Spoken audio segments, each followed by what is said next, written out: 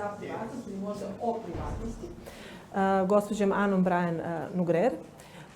I pre toga samo jedan kratak uvod na srpskom, inače intervju će da bude na engleskom jeziku. Možda ukratko o tome šta specijalni izvestitelj o privatnosti radi. 2015. godine je prvi put prepoznata potreba Ujedinjenih nacija da se odredi specijalni izvestitelj. Između ostalog i ovih izazova o kojima su naši govornici i uvodničari napomenuli, a Ana lepo sumirala u svojim listi izazova u priči, a mi smo sve to videli između ostalog kako se dešavalo u Srbiji, barem na ovom kratkom videu, zastrašujuće sadržine, što bi se reklo, ili otrežnjujuće sadržine. Između ostalog da kako bi se ukazalo na značaj privatnosti, a opet imajući u vidu šarenolikost kulturnih, političkih i pravnih sistema. Nekad možda zaboravimo da perspektiva ne treba da bude samo evropocentrična i da je privatnost jedan društveni konstrukt i da je jako važno imati u vidu tradicije, kulture i otuda UN. Na različitim regionalnim nivoima, za nas značajna ne samo Evropska unija i opšta uredba zaštite podataka, nego i konvencija Saveta Evrope, je možda zadatak jednostavniji, zato što vrednostno polazimo od iste tačke ili barem nadamo se da krećemo od vrednostno iste tačke, a to je da je privatnost utemeljena u dostojanstvu lica kao osnovne vrednosti pojedinca i otuda je ta privatnost, ne možemo je u potpunosti isključiti i ne bismo smeli da tako nešto dozvolimo. Možemo da pričamo o obimu privatnosti, o nekim granicama, o privatnosti koja svakako pravu kao takvom ne levitira u nekom pravnom ili društvenom vakumu i mora da se balansira u odnosu na neke druge interese. I to bi možda za mnoge od nas bilo interesantno čuti da li smo spremni da trgujemo sa privatnošću ili privatnošću kao instrumentom u odnosu na taj osjećaj bezbednosti. Kad sam rekla osjećaj, i jedan i drugi, bezbednost i privatnost je stvar osjećaja. Osjećaja i poverenja. Znači koliko god da li imamo poverenja u državu, u instituciju pojedinačnu, u kompaniju, u okruženje, u porodicu, pa makar ili bebe nemaju baš poverenja u roditelje s obzirom da ih slikamo od početka. To poverenje je nešto na čemu treba raditi, a najteže ga je proveriti i najčešće se vidi upravo u tim kriznim situacijama, ovo što je Ana lepo citirala Hararija, koga se nadamo da ćemo jednog dana vidjeti ovde uživo. I sad ću da se prebacim na engleski, ali samo jedna kratka napomena. Ovo je prevashodno bilo zamišljeno kao razgovor, što bi značilo mi diskutujemo, pitanje i odgovori, nego pripremajući se zapravo za ovaj događaj. Profesorka Brian Nougrères je pripremila govor. I mislim da mi kao domaćini apsolutno treba da se prilagodimo tako nečemu. Pre svega što smo dobri domaćini, što nam je tema važna, a i naravno ne treba prenebregnuti činjenicu da je ovo prvi put da je osoba, iako ne u zvaničnoj poseti, UN izvestiteljka o privatnosti kod nas u Srbiji. Professor, welcome. Thank you for being with us here. As we agreed, we will give you some time to have an opening speech. Okay. Then I will use my privilege of being the interlocutor to ask some questions globally, but also we can address issues in Serbia. And I do hope that we will have some time for some questions, maximum 3, let's say, and to keep up the time with the agenda as envisaged by our kind organizers. So welcome to Serbia. And please, the floor or the paper is yours. Okay, thank you. Thank you very much. Good morning to you all.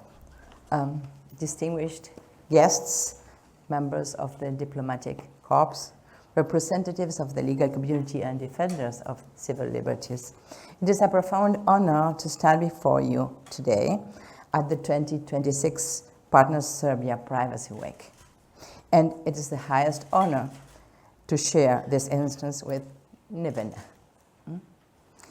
We gather on a date of immense symbolic and practical importance, which is the International Data Privacy Day.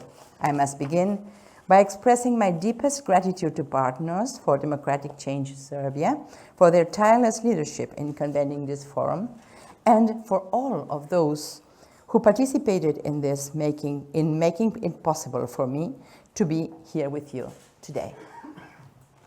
In my capacity as the United Nations Special Rapporteur on the right to privacy, I see such gatherings not merely as conferences, but as essential backgrounds for the future of human dignity. We meet at a moment of historical inflection.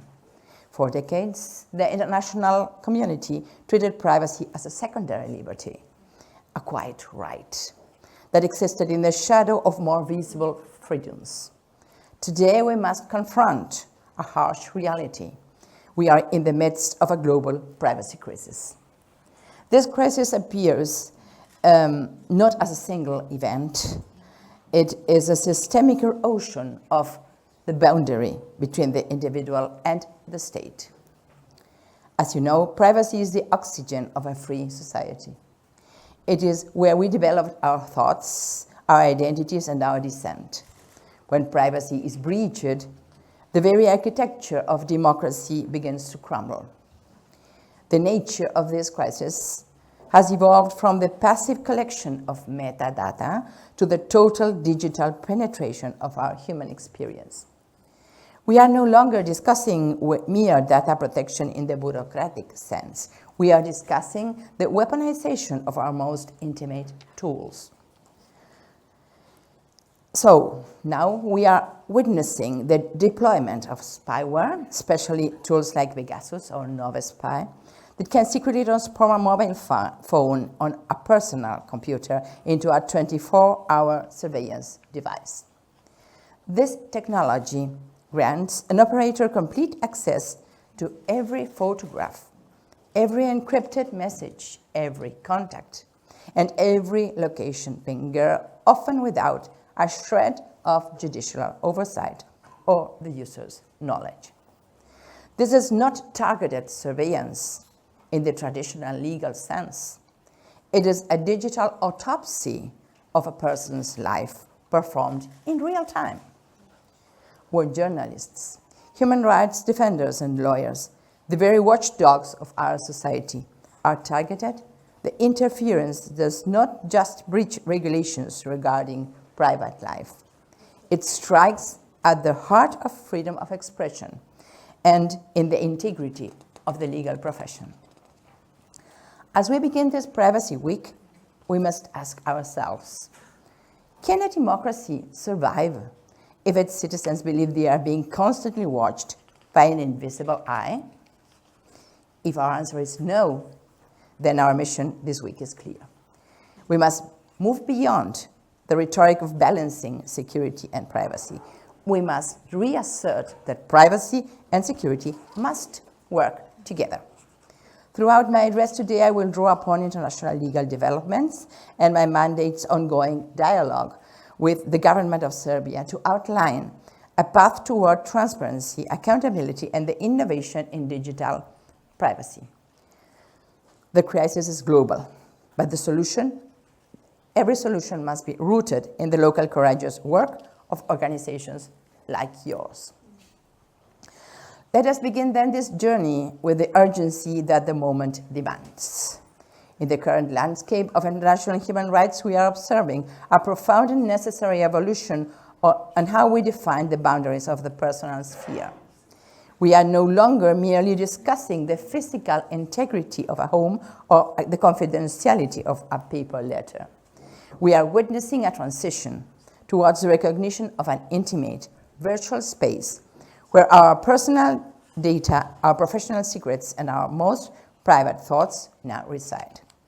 This space is not a mere convenience of the modern age. It is a fundamental requirement for the development of individual autonomy and a vital prerequisite for a healthy, functioning, democratic society. However, the rapid advancement of technology has introduced systemic challenges that require collective and careful reflection. Among the most complex of these is the emergence of highly intrusive surveillance tools, which represent a significant shift in the technical and legal dimensions of privacy protection. The international community now is grappling with the profound implications of technologies that can secretly transform a personal device into a source of constant 24-hour observation. When such technology gains complete access to all information on a personal device, including encrypted communications, private photographs, the ability to remotely activate sensors, the traditional boundary between the individual and external observation becomes dangerously blurred. From an international perspective, this is not merely a technical concern. It is a challenge to the core principles of the rule of law. When the privacy of journalists, lawyers, and human rights defenders is compromised, we risk dismantling the essential watchdog functions and the principle of attorney-client privilege that are cornerstones of a fair trial and a transparent society.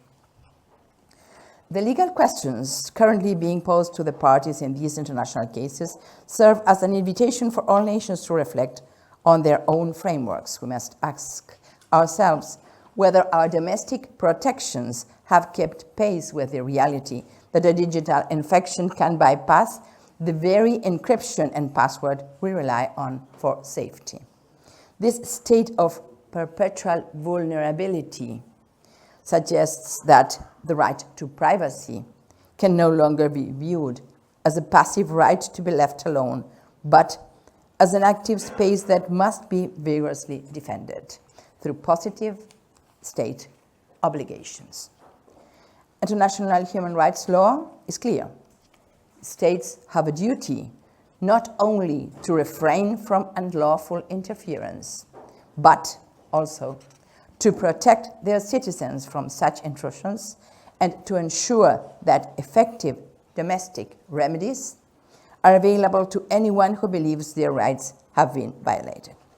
Without robust oversight, a clear legal basis for any interference, and a judiciary empowered to investigate secret measures, the right to privacy remains an abstract promise rather than a living reality.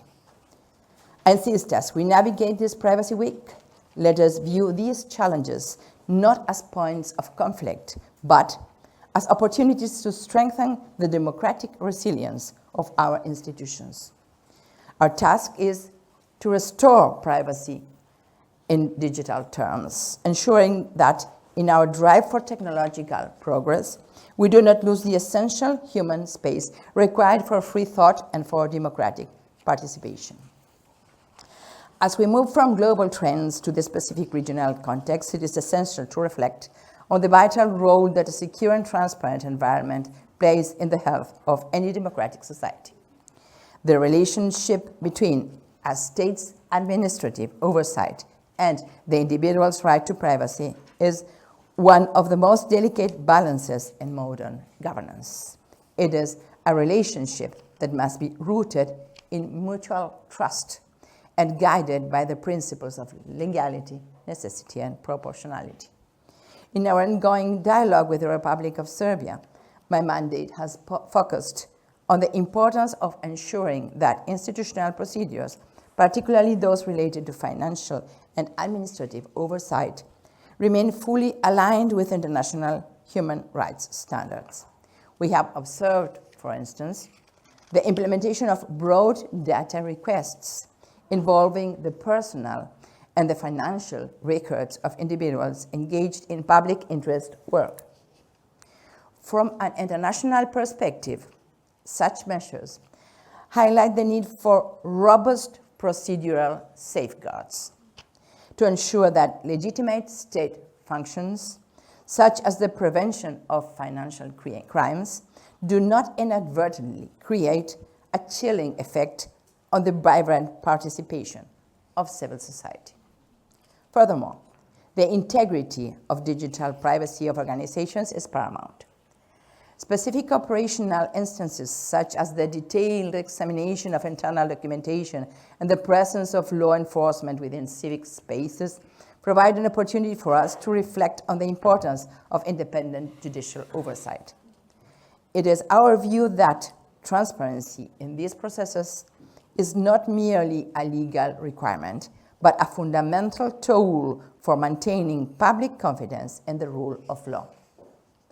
When administrative actions are perceived as predictable and transparent, they strengthen the enabling environment in which journalists, researchers, and human rights defenders can contribute with their expertise to the social development of the nation. Our mandate remains committed to supporting Serbia in refining these institutional practices. We encourage a model of governance where the use of advanced technology and oversight mechanisms is accompanied by an equally advanced system of accountability.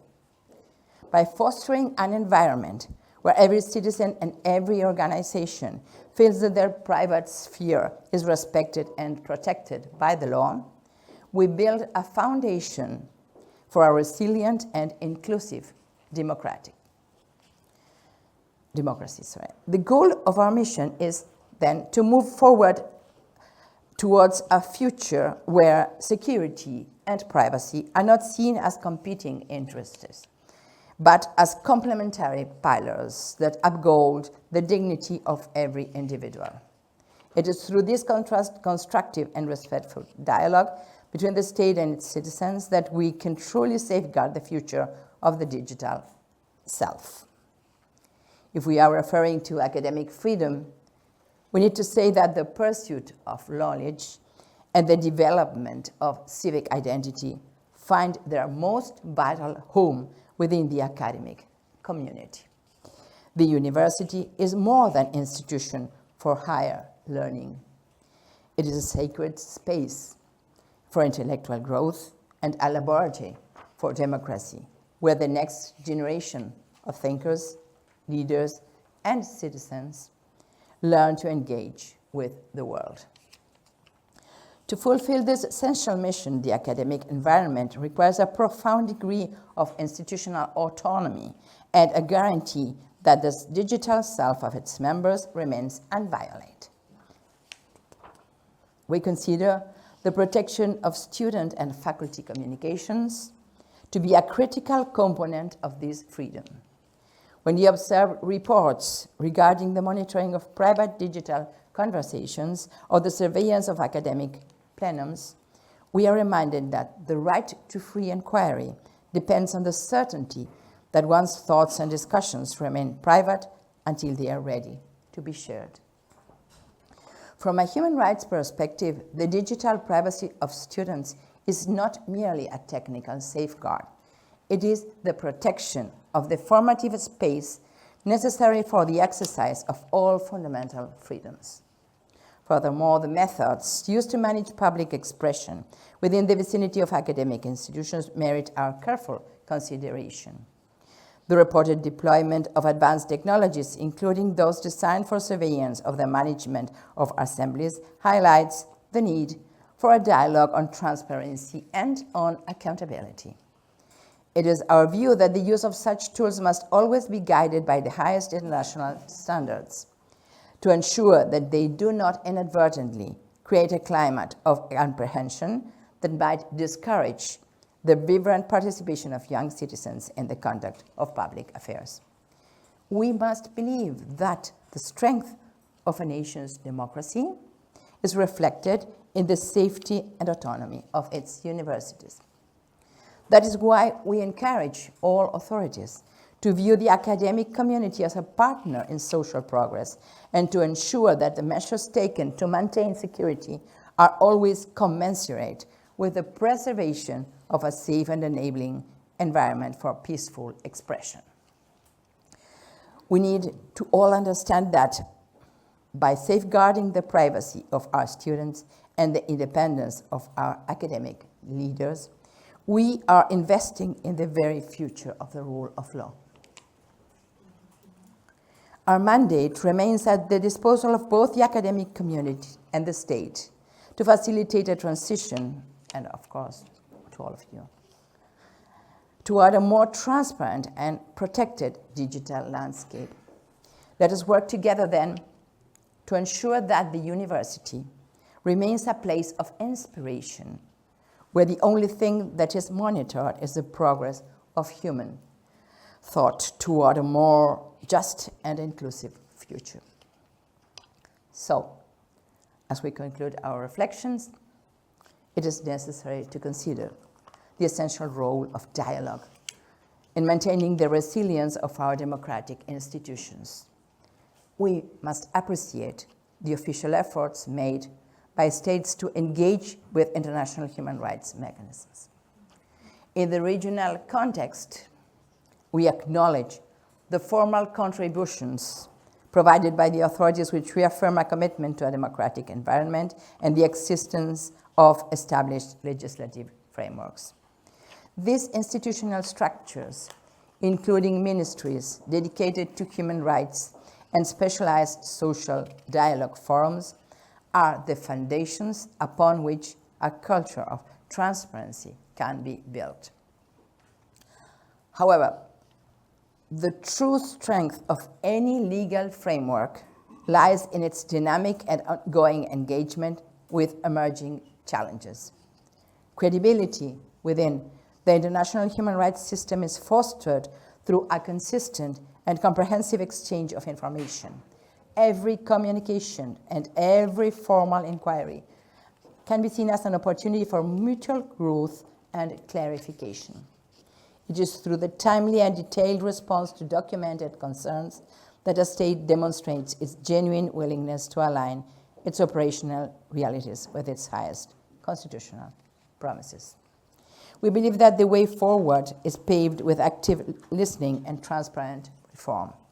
When we address concerns regarding digital privacy or the safety of academic and civic spaces, we are not looking back at past differences, but looking forward toward a shared standard of excellence that you Serbians deserve. By ensuring that every administrative action is subject to independent oversight and that every citizen's privacy is vigorously defended, a nation secures its place as a leader in the global community of rights-based democracies. The right to privacy is much more than a technical protection. It is the ultimate guardian of our collective and individual autonomy. If we allow the digital space to become a place of uncertainty, we risk losing the trust that is the very lifeblood of a free society. Let this Privacy Week in Belgrade serve as a catalyst for a renewed vision for democratic resilience. We must aspire to a future where every individual, whether they are journalists protecting a source, a student exploring a new idea, or a defender of human rights, they all can live the digital life without the fear of an invisible intrusion. The courageous work of organizations, like is the case of Partners and many others here represented, reminds us that the quest for justice is a shared responsibility. Transparency, accountability, and respect for privacy are not mere ideals. They are the non-negotiable pillars of the world we wish to leave for future generations. Together, through patient dialogue and a steadfast commitment to the rule of law, we can ensure that the light of human dignity always triumphs over the convenience of unchecked power. That is our force for resistance.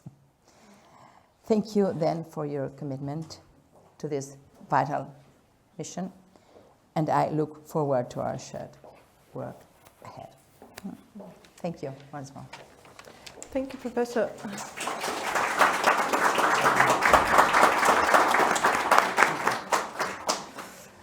I think many here would agree with me that we also look forward to your official visit to Serbia.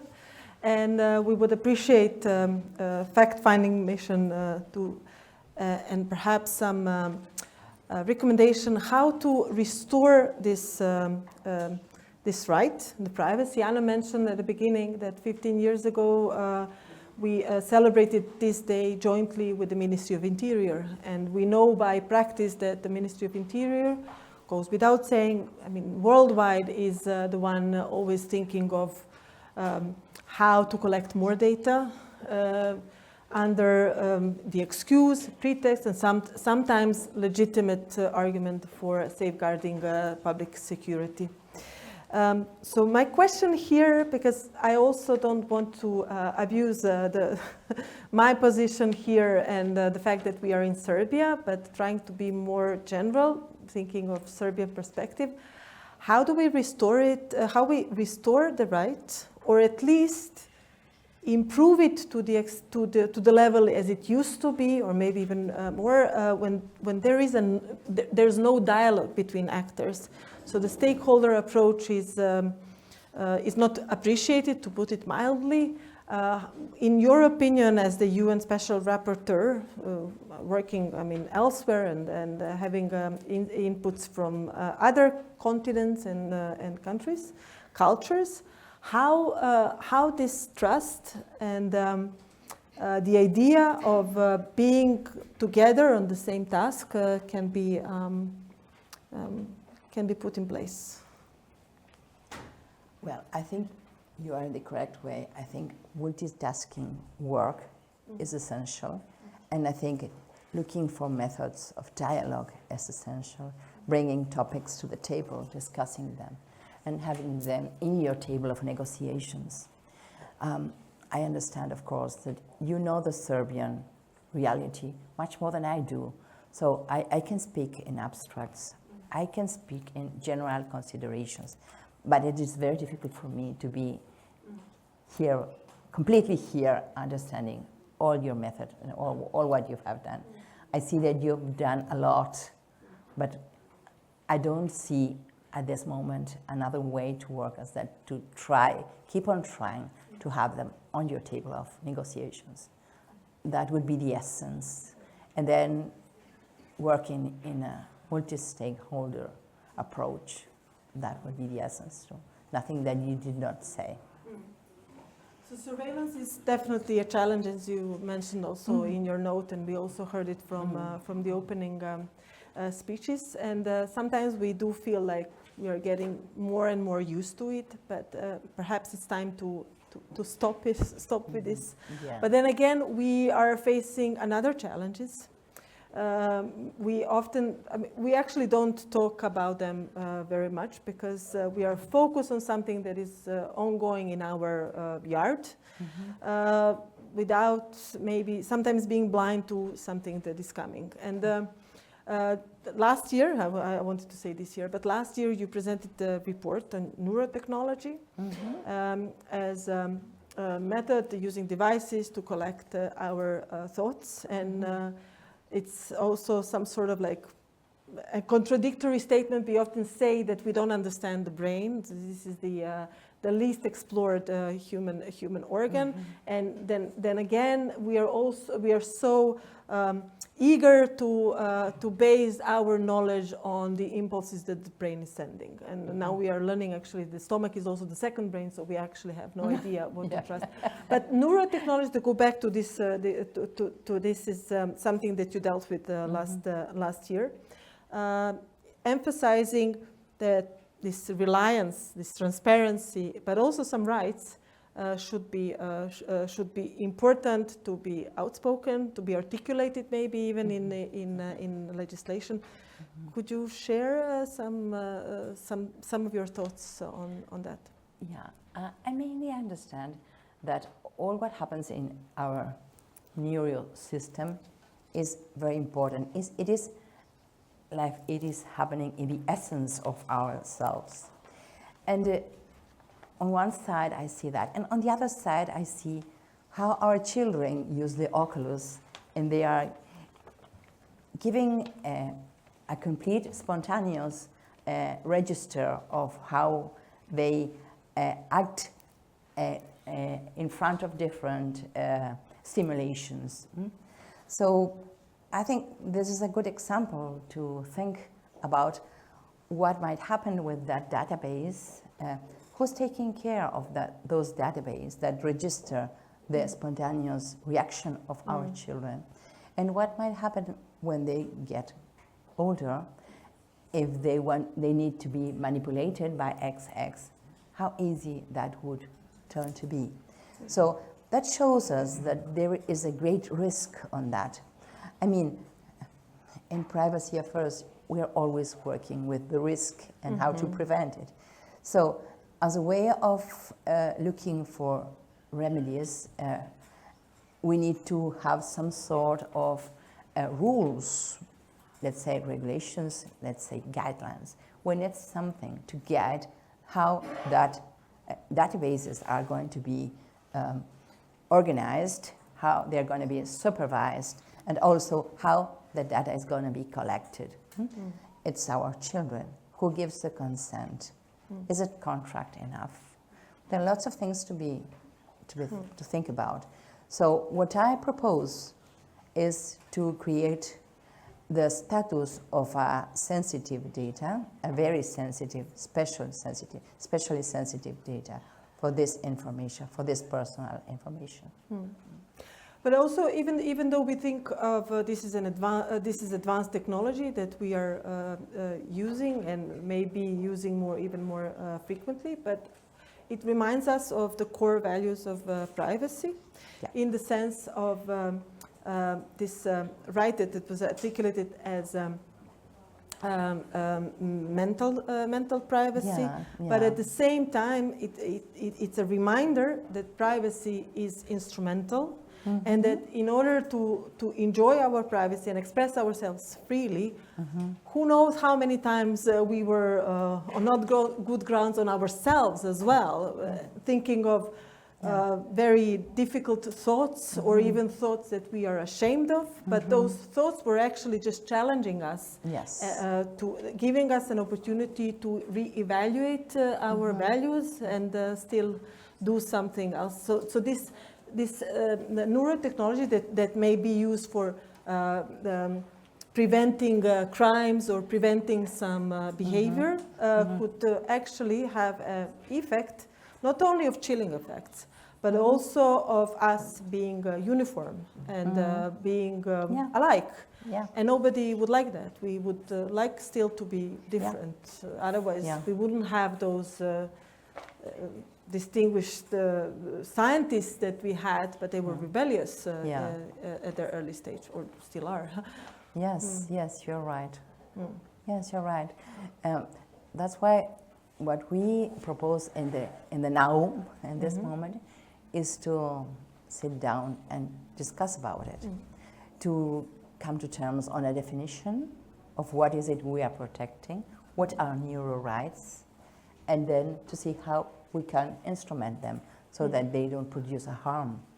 Of course, we can't cut the use of the neuroscience in helping health. Of course not. But there are many other uses we need to speak about. We need to have this on the table.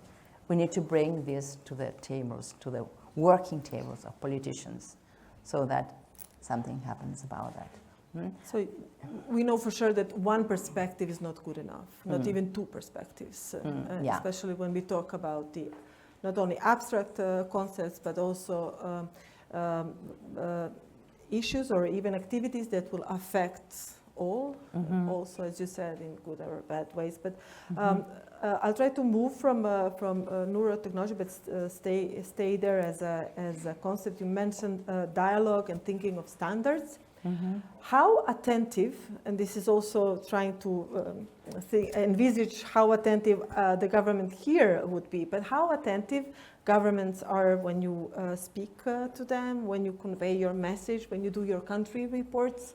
What is the experience so far? So we know what we may be facing. What can I say? It depends on who it is. It depends if there is an interest on the topics we're bringing or not. It depends on how how permeable they are to our concepts, and how they feel the risks also. You can't have a one rule. They can always use filters. They will always do. Maybe perhaps the filter is not so great in some cases as in others. They might collaborate, or they might say no and just close it there. But you always need to come to terms. Politicians always need to come to terms because they always have to negotiate different things. So it's just a question of struggling and insisting. And I can say that because I worked for 30 years in the Uruguayan Parliament, and I knew, more or less, I know how it works internally. I mean, how sometimes they are not so sure that this is the correct way to solve a situation, but then when they come to see the different consequences of not doing nothing, they prefer to be active and to be in the point on that topic for the good of everyone. Well, I agree that sometimes stagnant role and position may be even worse than action. So in that case, we would at least have an opposition and perhaps a dialogue and conflicting interest and different arguments. So now, thinking from, Serbia is a part of Europe, and of course we were taking up from General Data Protection Regulation that is now 10 years of adoption or publication in the official gazette in 2016. But now when we look 10 years ago and the discussion on privacy and personal data, although they're not the same, of course, do you have the feeling that we speak more about it? And if we speak more about it, is it more effective or at least equally effective? Like how we would see this? We do talk more, but is more or efficient enough or sufficient? I couldn't say a verdict on Serbia, but I can say that what I can see is that technologies, they advance so rapidly, they are eroding privacy. If we don't stand and do as much as we can and a bit more, we won't have that anymore. So what is it we have to do? We need to take a resolution. We need to be clear in what is the world we want for our children. What is the world we want for our grandchildren? Do we want them to act as soldiers, always following whatever is sent as an order to their brains? Or do you want them to enjoy liberties, freedom, and to have that other world? Because if we have a decision on one side or in the other one, that will mark the lives of our children and grandchildren. I often think that us lawyers tend to answer the question with a question like who is asking. So it may depend like who is asking the same questions. Like, for example, I could imagine parents saying like, yes, I would like that my kids to do that. Whatever I say, they follow the rules. But then on the other hand, I wouldn't like it for others, or vice versa.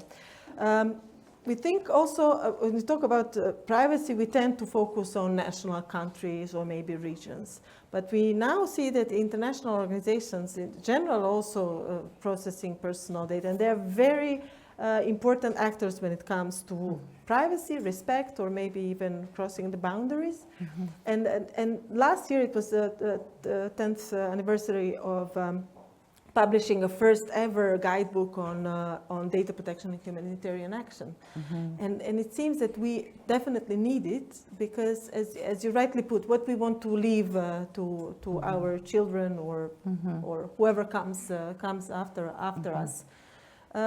Do we also tend to have different perception or maybe even actions if the right relates to us or our dear ones or somebody that is so far away and we don't see them as equal? I definitely think that our reactions are different. And I think that we must work in a multi-stakeholder ambience so that we come to a coordinate idea that is the best for everyone. But maybe it's not the best for one, but for the group it is. Okay. Yes. Okay. I have a minute. Okay. Okay. But I have most of the questions answered. But I would like to give you some time to ask a question or two, if there is anyone inspired by. Yes, please. If you could do that in English, it would be better for Ms. Anna, so she wouldn't need an interpretation. Thank you so much for your presentation. My name is Tony from one of the German political foundations. I enjoyed your speech, quite interesting, but I also see that there is always a conflict between interests. If you would speak to people from security, they would have probably completely different aspects, ideas and needs. And my question is, if you would have a magic wand and you could actually create a privacy policy or create a life for us where privacy is protected, how would it look like so that privacy is something we can enjoy, but still we wouldn't hear tech companies complaining about not having the opportunity to innovate, but also having children which are, which can participate in social life, in the social media, but not that companies have all their personal information, every picture, even more than the parents themselves, and know more about the children than the parents themselves. How would a modern world with privacy intact, but also being free enough to innovate, to progress, how would this look like if you would actually have the tools, magic tools to do that? I would be interested. Thank you so much. Great question. So Anna, I'm giving you the magic wand. No, I have another one. Thank you. Thank you so much. So what would you do? Your question is just on the point. It's a very important question. What I'm sure is that if I invent an ideal world, when I come back, I will be very frustrated, very frustrated. And what I think that is that what we can do now is to sit and to have conversations and to be tolerant and to listen and to speak. Keep on listening and keep on speaking. And the way in which different interests can come to terms is the important thing. I mean, there's not an ideal solution. We are here. I mean, perhaps not even 10 years, perhaps 4 years ago, if the idea of regulating would have taken place, the world would be another one. But now that we have the strong artificial intelligence regulating all our lives, what we need to do is to work backwards and towards the future. I believe that backwards, perhaps there's not much we can do. But for the future, we have to, I believe that we have to keep on struggling and working on it, looking what is the ideal world. But in a multi-stakeholder ambience, I come back to your idea. Okay. Anyone else? Thank you. No? So we are closing? Yeah. Okay. So just a final remark. How important is authenticity when we talk about privacy, and why we should actually cherish it these days more than ever? Authenticity is part of security issues. It's like the essence of security. If you can prove the authenticity, there's no security. And security is the basis for privacy. If you don't have security, how can you protect personal information? You need security. One of the ways to get to that security is through authenticity.